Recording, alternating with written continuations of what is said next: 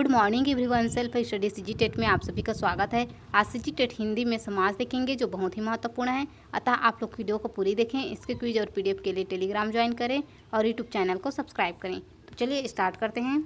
Topic है समास। दो या दो से अधिक शब्दों से मिल करके बना एक नया सार्थक शब्द को समास कहते हैं। सार्थक शब्द क्या होता है? जिन शब्दों का खंड करने पर उसका अर्थ निकले उसको कहते हैं सार्थक शब्द। जैसे कि नवग्रह, नवधन ग्रह, तो नवग्रहों का समूह।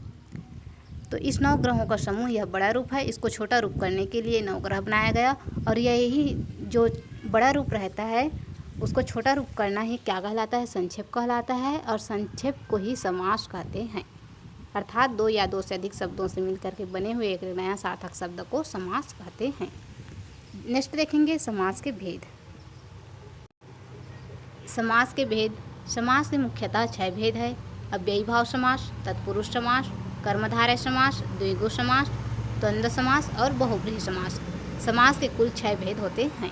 नेक्स्ट देखेंगे अव्ययी भाव समास।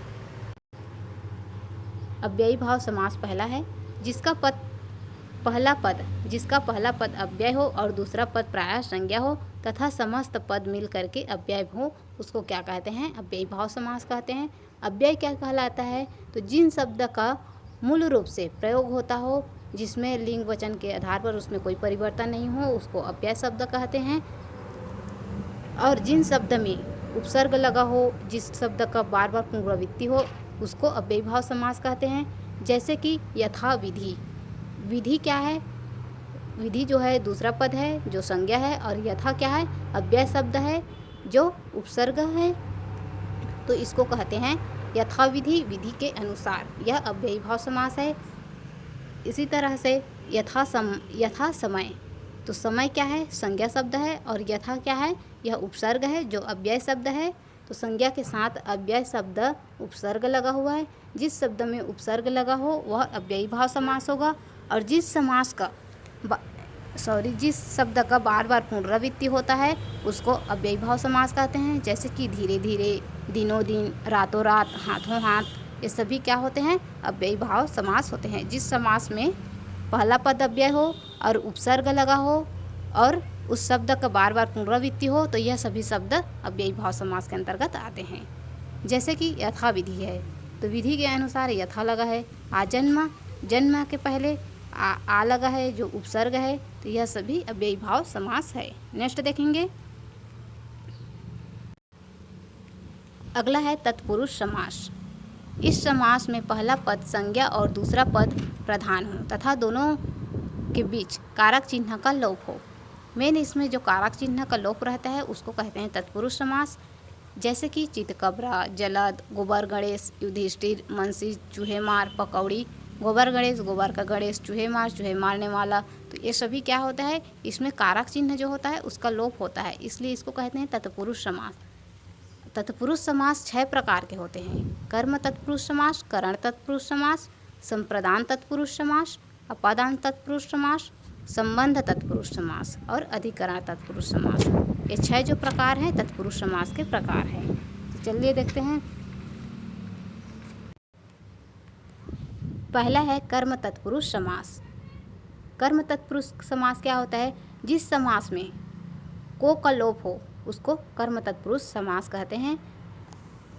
जैसे ग्रामगत, ग्राम को गया, तो को का क्या हो रहा है? इसमें लोप हो रहा है, तो को का लोप होता है, वह तत्पुरुष कर्म तत्पुरुष समास होता है। मरणासन, मरण को आसन, को का लोप हो रहा है। नेक्स्ट है करण तत्पुरुष समास। जिस समास में से के द्वारा का लोप हो उसको कहते हैं करण तत्पुरुष समास। जैसे कि अकाल पीड़ित, अकाल से पीड़ित, तो से का लोप है। गुण युक्त, गुण से युक्त, से का लोप है। गुरु दत्त, गुरु द्वारा दत्त, तो द्वारा क्या है? द्वारा जो है लोप है। तो जिसमें इससे के द्वारा का लोप हो उसको करण तत्पुरुष समास कहते हैं। नेक्स्ट देखते हैं। नेक्स्ट है संप्रदान तत्पुरुष समास। जिस समास में के लिए का लोप हो, तो वह क्या है? संप्रदान तत्पुरुष समास है। जैसे गुरु दक्षिणा, गुरु के लिए, दक्षिणा के लिए का लोप है। हथकड़ी, हाथ के लिए, कड़ी के लिए का लोप है। तो यह क्या है? संप्रदान तत्पुरुष समास है। नेक्स्ट देखते हैं अपादान तत्पुरुष समास। अपादान तत्पुरुष समास में से अलग होने का, से का जो लोप होता है वह अपादान तत्पुरुष समास होता है। ऋण मुक्त, ऋण से मुक्त, ऋणहीन, ऋण से हीन, तो इसमें से का लोप हो रहा है, इसलिए यह अपादान तत्पुरुष समास है। नेक्स्ट है संबंध तत्पुरुष समास। संबंध तत्पुरुष समास में का, के, की, ये तीनों का अगर लोप हो तो वह क्या है, संबंध तत्पुरुष समास है। जैसे अमृत धारा, अमृत की धारा, गंगा जल, गंगा का जल, तो ये सभी क्या है, तत्पुरुष समास है, संबंध तत्पुरुष समास। नेक्स्ट देखते हैं अधिकरण तत्पुरुष समास।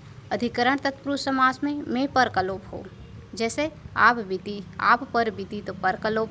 कार्य कुशल, कार्य में कुशल, में का लोप, तो ये सभी क्या है, अधिकरण तत्पुरुष समास है। नेक्स्ट है कर्मधारय समास। कर्मधारय समास क्या होता है, जिस समास का पहला पद विशेषण तथा दूसरा पद विशेष्य हो उसे कहते हैं कर्मधारय समास। अर्थात जैसे नील धन अंबर, नीला है अंबर, तो किसकी विशेषता बता रहा है, बादल, अंबर मतलब होता है बादल, तो बादल की विशेषता बता रहा है नीला। नीला क्या है, यह विशेषण है, और जो अंबर है यह विशेष्य है, तो बादल की विशेषता नीला बता रहा है, तो नीलांबर, यही क्या है, कर्मधारय समास है। दूसरा है कमल धन नयन, तो नयन आँख, आँख किसके समान है, आँख की तुलना किससे की गई है, कमल से की गई है, कमल नयन, यह क्या है, कर्मधारय समास है। नेक्स्ट देखते हैं, नेक्स्ट है द्विगु समास। यह समास में हमेशा समूह बनता है। द्विगु समास में हमेशा समूह बनता है और पूर्व पद क्या होता है, संख्यावाचक होता है। जिस समास में पहला पद समूह बने, जिस समास में हमेशा समूह बने और पहला पद संख्यावाचक हो उसको कहते हैं द्विगु समास। जैसे तिरंगा, तीन रंगों का समाहार, तो तीन क्या है, संख्या है, और जो समाहार है यह समूह है, तो तीन रंगों का समूह, तो इसलिए यह जो है द्विगु समास है। चौपाई, तो चार संख्या का बोध हो रहा है, और यहाँ पर क्या है, समाहार, तो समूह बन रहा है, चार पंक्तियों का समाहार, तो यह द्विगु समास है। जिस समास में समूह बनता हो और पहला पद क्या हो, संख्यावाचक हो, वह द्विगु समास कहलाता है। नेक्स्ट प्रश्न देखेंगे। नेक्स्ट है बहुव्रीहि समास। बहुव्रीहि समास क्या होता है, जिस समास में विद्यमान दोनों पद के अतिरिक्त किसी अन्य पद का प्रधानता हो उसको कहते हैं बहुव्रीहि समास। अर्थात इसमें किसी तीसरा का अर्थ बोध कराता हो उसको कहते हैं बहुव्रीहि समास। जैसे कि पित है अंबर जिसके, अर्थात पीताम्बर, तो पीताम्बर पीला, जो पीला वस्त्र कौन धारण करता है, यह विष्णु जी धारण करता है। इसमें किसी तीसरे का अर्थ बता रहा है, और तीसरा कौन है, विष्णु जी है, इसलिए यह बहुव्रीहि समास है। चार है मुख, अर्थात चार मुख वाला कौन है, चतुर्मुख, यह ब्रह्मा जी है। इसी तरह से दशानन, दस है आनन, अर्थात रावण जी। मुरलीधर, मुरली को धारण करने वाला, अर्थात श्री कृष्ण। नीलकंठ, नीलकंठ किसका है, तो यह शंकर जी का। त्रिलोचन, तीन आँख किसका है, तीन नेत्र जो है शंकर जी का है, तो यह क्या है, किसी तीसरे का अर्थ बता रहा है, इसलिए इसको कहते हैं बहुव्रीहि समास। नेक्स्ट देखते हैं, नेक्स्ट है द्वंद्व समास। समास में दोनों पद समान होते हैं, दोनों के बीच और छिपा होता है, अर्थात इस समास में विलोम शब्द होता है और इसमें और का लोप होता है, योजक चिन्ह लगा होता है, इसको कहते हैं द्वंद्व समास। जैसे कि माता और पिता, माता और पिता, और का इसमें लोप है, माता पिता, इसमें योजक चिन्ह लगा हुआ है, और योजक चिन्ह नहीं लगा रहेगा तो माता पिता या इसमें विलोम शब्द से पहचान सकते हैं। द्वंद्व समास का तीन प्रकार होते हैं, तीन भेद होते हैं। पहला है इतरेतर द्वंद्व। इतरेतर द्वंद्व में राम लक्ष्मण भाई बहन।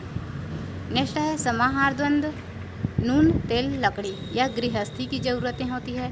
वैकल्पिक द्वंद्व, वैकल्पिक द्वंद्व में धर्माधर्म, धर्म या अधर्म, धर्म और अधर्म, तो यह द्वंद्व के तीन भेद होते हैं, इतरेतर द्वंद्व, समाहार द्वंद्व और वैकल्पिक द्वंद्व। तो द्वंद्व समास को और का लोप होता है और इसमें योजक चिन्ह लगा होता है और यह विलोम शब्द को बताता है। तो आज का समास टॉपिक यहीं पर समाप्त होता है। आप लोग वीडियो को पूरे देखें। इसके क्विज और PDF के लिए टेलीग्राम ज्वाइन करें। धन्यवाद।